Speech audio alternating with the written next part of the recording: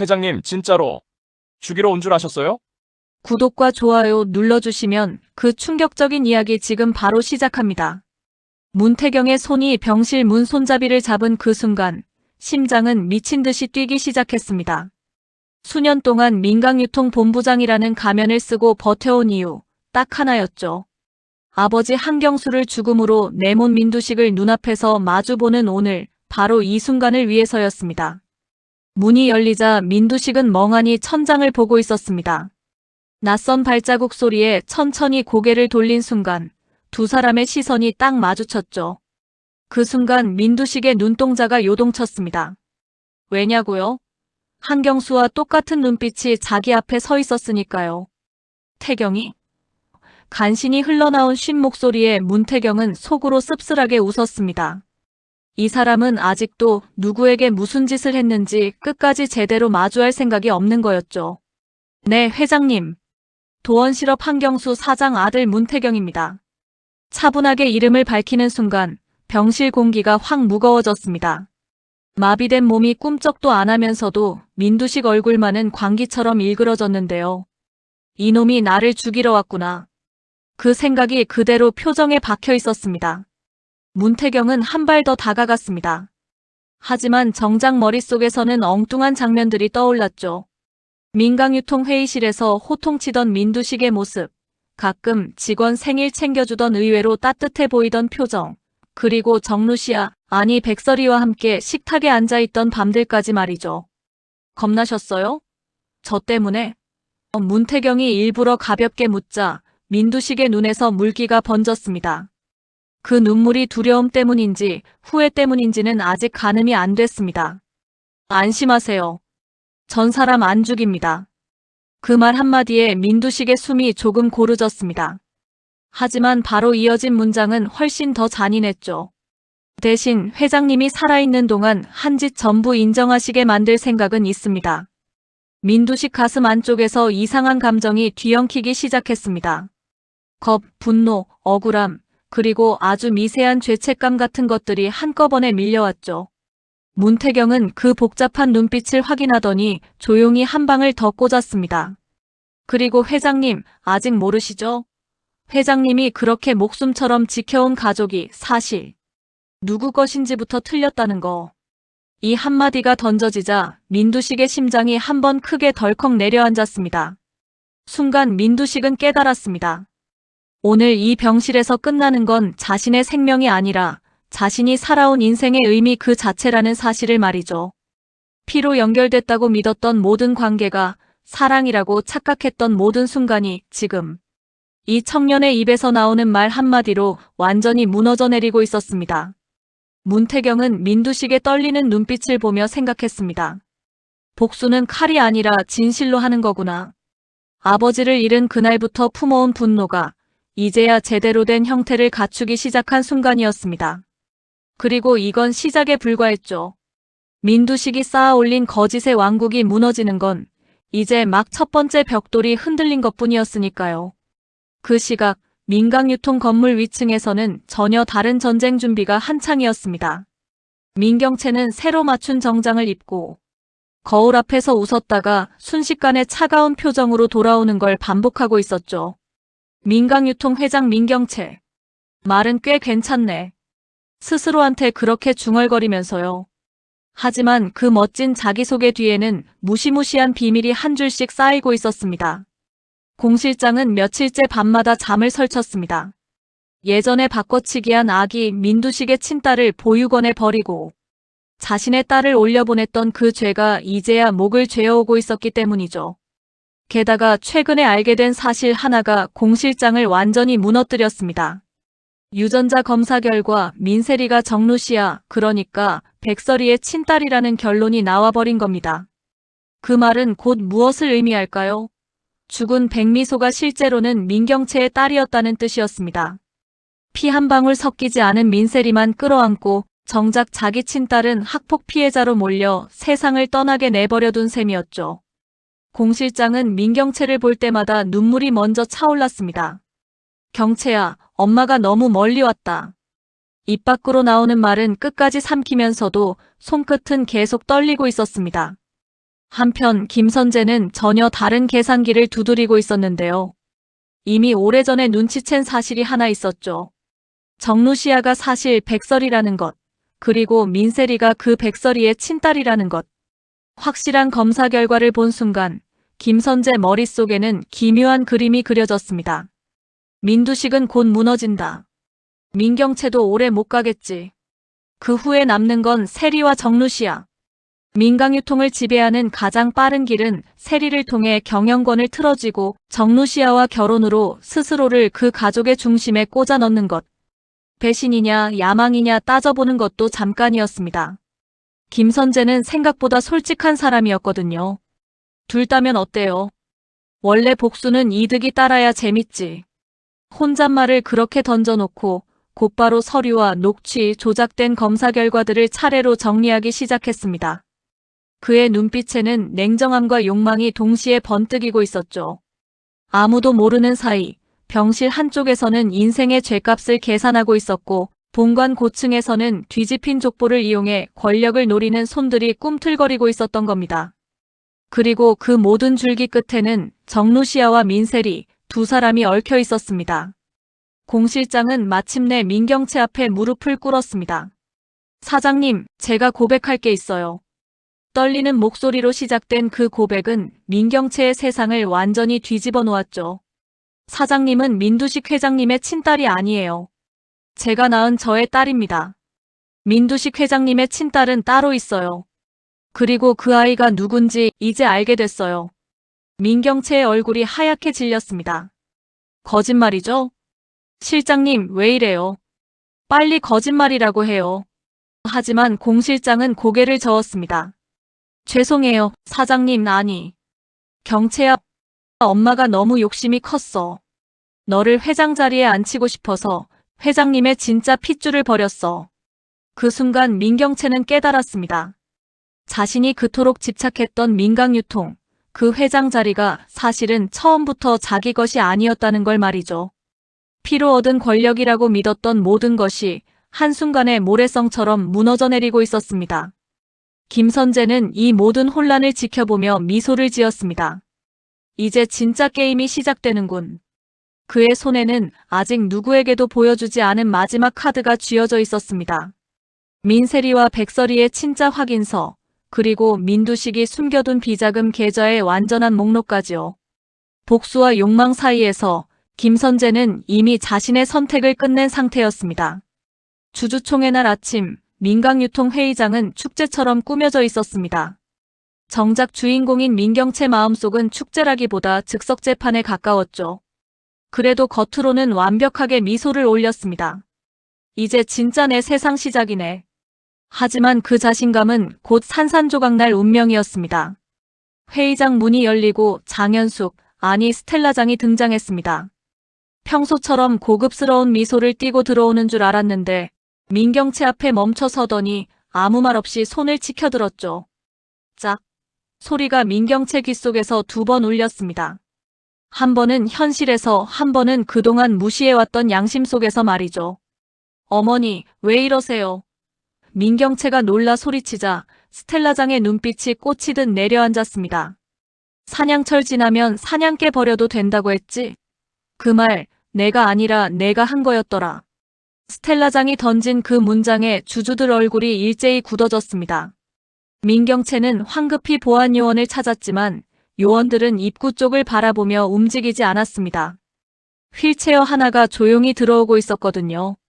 민두식, 그리고 그 뒤에 휠체어를 미는 문태경. 말도 못한다더니. 민경채가 속삭이듯 내뱉자 민두식이 마이크를 잡는 손을 힘주어 올렸습니다. 말할 죄가 많아서 억지로라도 일어나야겠더구나. 그 한마디에 회의장은 숨소리마저 죽었습니다. 민두식은 숨을 고르더니 정면을 바라봤죠. 저기 머리채 붙잡혀 끌려다니는 민경채, 아니 공경채, 내 딸 아닙니다. 누군가 자리에서 벌떡 일어나더니 믿을 수 없다는 듯 책상을 두드렸습니다. 하지만 민두식은 멈추지 않았습니다. 공 실장, 그 여자가 내 딸을 보육원에 버리고 자기 딸을 대신 올렸습니다. 그리고 내가 버린 그 진짜 딸이 누군지 이제야 알게 됐습니다. 민두식 시선이 회의장 뒤편에 서 있던 정루시아를 향했습니다. 정루시아, 아니 백설이는 눈물글썽이면서도 꿋꿋하게 눈을 마주쳤죠. 내 친딸, 백설이. 그리고 설이가 지키고자 했던 또 한 사람, 민세리. 그 아이는 설이의 딸이고 민경채 내가 버린 피를 이어받은 아이는 이미 우리 곁을 떠난 백미소다. 이 폭탄 같은 고백에 누군가 숨을 들이마시는 소리가 크게 들렸습니다. 피 한 방울 안 섞였다고 믿었던 사람들 사이에 뒤집힌 족보가 그대로 박힌 순간이었죠. 민경채는 바닥에 주저앉아 울부짖었습니다. 거짓말이야. 이건 다 조작이야. 하지만 이미 공실장의 눈물, 스텔라장이 꺼내든 진짜 검사 기록, 김선재가 준비해 온 회계 자료와 녹취까지 차례대로 스크린에 떠오르기 시작했습니다. 증거는 거짓말을 하지 않았습니다. 민두식은 마지막으로 마이크를 꽉 쥐고 정리했습니다.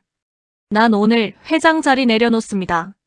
그리고 30년 전 도원실업 한경수 사장을 죽음으로 내몰았던 죄, 횡령, 탈세, 비자금 전부 인정하러 갈 겁니다. 내 대신 이 회사를 이끌 사람은. 그 시선이 다시 한번 정루시아와 문태경을 향했습니다. 백설애, 그리고 문태경, 둘이 민강유통을 함께 책임질 겁니다. 주주들 사이에서 찬반의 목소리가 엇갈렸지만 민두식이 조용히 한 사람을 짚어 올렸습니다.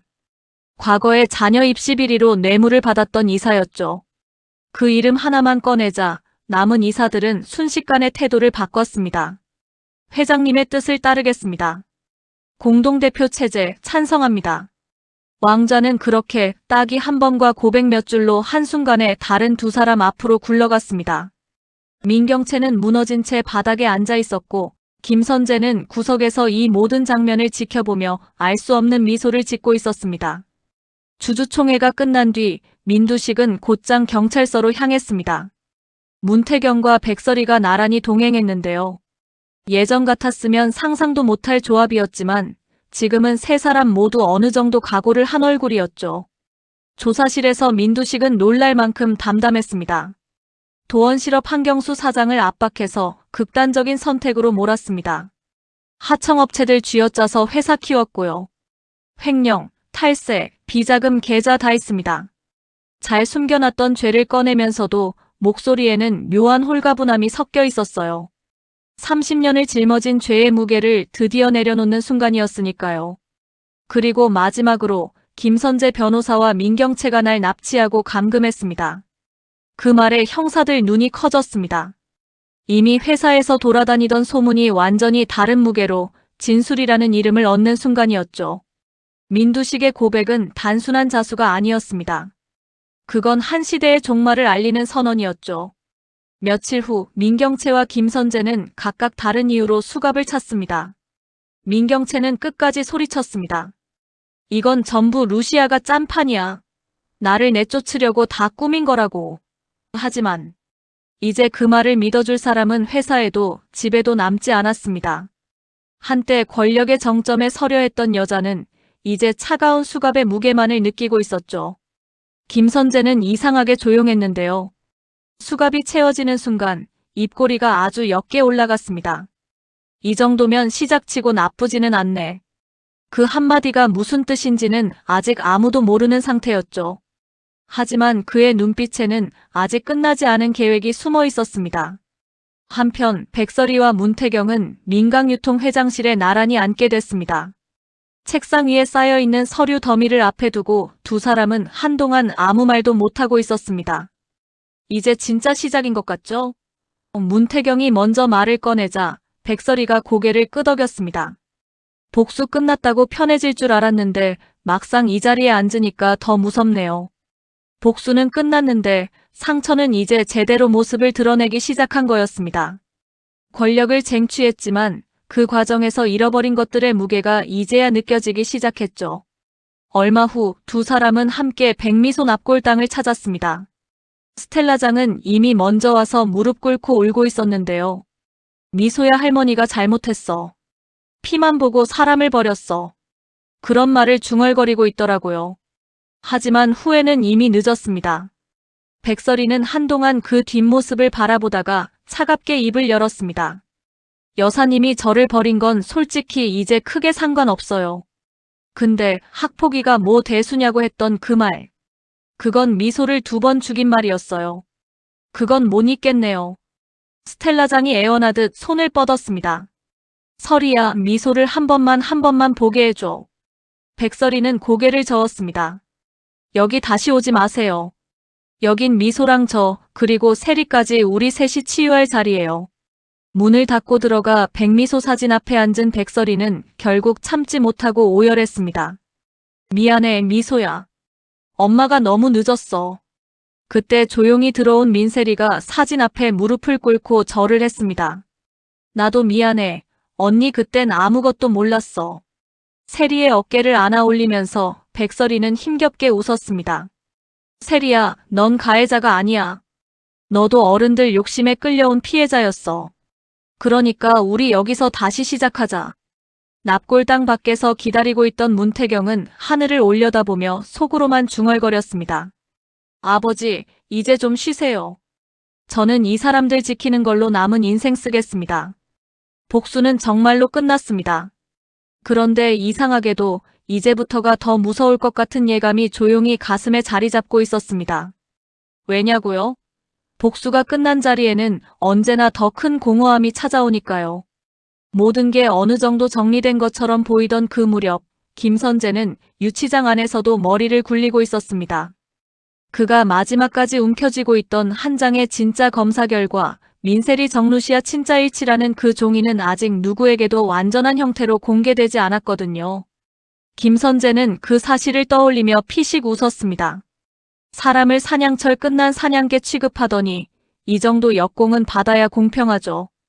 그의 머릿속 계획은 아주 노골적이었습니다. 민두식이 자수하고 민경채가 추락하고 백설이와 문태경이 공동대표로 앉은 지금 민강유통의 미래를 장악할 가장 빠른 열쇠는 바로 민세리라는 사실이었죠. 세리는 백설이의 친딸이자 학폭 사건의 그늘 속에서 가장 깊이 닫힌 아이였습니다. 동시에 새로 재편되는 지분 구조에서 핵심이 될 수 있는 피였죠. 세리를 지키는 사람처럼 보이면서 세리를 통해 회사를 쥐면 누구 하나 대놓고 욕하기도 애매해지겠죠. 그리고 그 옆자리에 정루시아의 남편이라는 이름으로 서 있는 자신을 상상하자 김선재 마음 한구석이 묘하게 뜨거워졌습니다. 복수와 욕망 사이에 애매하게 끼어있던 이상한 감정이 슬며시 얼굴을 내밀고 있었거든요. 그는 단순한 복수꾼이 아니었습니다. 그는 승자가 되고 싶었던 거죠. 한편 백설이는 전혀 다른 고민을 하고 있었습니다. 민세리 방 앞에서 한참을 서 있다가 결국 노크도 못하고 뒤돌아선 날이 여러 번이었는데요. 엄마가 해달라고 해서가 아니라 세리네가 스스로 선택하게 해줘야 한다. 그렇게 스스로에게 계속 말해주는 중이었습니다. 세리는 혼자 방에서 민경채와 백설의 사이에서 주고받았던 온갖 모순된 말들을 떠올리며 울다 웃다를 반복하고 있었죠. 언니가 지켜야 할 게 많다. 조용히 있어줘. 언젠가 민경채가 했던 그 말이 이제는 이상하게도 협박처럼 들리는 순간이 많아졌습니다. 그때 세리 휴대폰에 낯선 번호로 문자 하나가 도착했습니다. 내가 선택할 수 있게 어른들이 숨긴 진짜 기록을 보여줄게. 보고 나서도 지금이 좋다면 그대로 있어도 돼. 발신인은 적혀있지 않았지만 문장 끝에 묻어있는 묘한 차분함은 김선재 쪽에서 왔다는 걸 본능적으로 알아챌 수 있었죠. 회사 쪽도 다시 흔들리기 시작했습니다. 민강유통 내부 게시판에는 지배구조 안정화 설명의 2차 공지가 뜨고 금융권에서는 다시 리스크라는 단어가 오르내리기 시작했는데요. 이번에는 주주들이 먼저 질문을 던졌습니다. 공동대표 체제가 얼마나 갈 수 있나? 세리양 지분은 어떻게 되는 건가? 김선재가 털어놓지 않은 게 더 있는 거 아니냐? 질문이 많아질수록 사람들의 시선은 자연스럽게 정루시아와 민세리, 그리고 아직 말을 아끼고 있는 김선재 쪽으로 향했습니다. 그날 밤 정루시아의 현관 앞에도 작은 봉투 하나가 놓여 있었습니다. 안에는 오래된 열쇠 하나와 메모 한 장. 사람을 쓸모로 계산하는 사람들 옆에 서 있던 내 빚, 이 열쇠로 시작하려 한다. 문을 여는 건 당신 선택이다. 글씨체는 분명 민두식의 것이었는데 날짜는 그가 쓰러지기 이틀 전이었습니다. 문태경은 그 메모를 함께 읽고 조용히 말했습니다. 회장님이 떠날 준비하면서 돌아올 문도 하나 남겨놓은 것 같네요. 문을 열지 말지는 이제 설혜 씨가 정하는 거고요. 백설이는 열쇠를 꼭 쥐고 한참 동안 말이 없었습니다. 아버지의 죄, 자신의 복수, 미소와 세리, 그리고 민강유통이라는 거대한 이름까지. 한 번만 더 믿어볼게요. 이번엔 피가 아니라 선택을. 그녀가 아주 작게 그렇게 중얼거렸습니다. 멀지 않은 곳에서 김선재는 또 다른 USB 하나를 주머니에 쥔 채 웃고 있었고요. 그 안에는 아직 누구에게도 보여주지 않은 민두식 비상 메모의 원본 녹취와 재무장부의 마지막 한 줄이 들어있었거든요. 쓸모없으면 버린다면서요. 이번엔 제가 그 말을 써먹을 차례 같네요. 복수는 한 번 끝난 것처럼 보였지만 사실 진짜 이야기는 이제 막 두 번째 막을 올리고 있었습니다. 피와 돈, 사랑과 죄책감, 그 사이 어디쯤에 서 있는 사람들이 어떤 선택을 하느냐에 따라 민강유통이라는 거대한 배가 어디로 향할지 아직 아무도 모르는 상태였죠. 과연 다음번에 웃는 얼굴이 누구의 것일까요? 오늘의 이야기는 여기까지입니다. 영상을 끝까지 봐주셔서 감사드리며 앞으로 갈수록 충격적이고 흥미진진하고 재미있는 이야기로 막바지를 달리고 있는 드라마 태양을 삼킨 여자. 다음 이야기도 궁금하실 텐데요. 구독, 좋아요, 알림 설정까지 해주시면 편하게 찾아오실 수 있습니다. 이번 영상 다들 어떻게 보셨는지 댓글로 남겨주시면 더 좋은 영상을 만드는데 힘을 보태겠습니다. 여러분의 구독과 좋아요는 더 좋은 이야기로 영상을 들려드리는데 큰 힘이 됩니다. 다음 편에서 뵙겠습니다.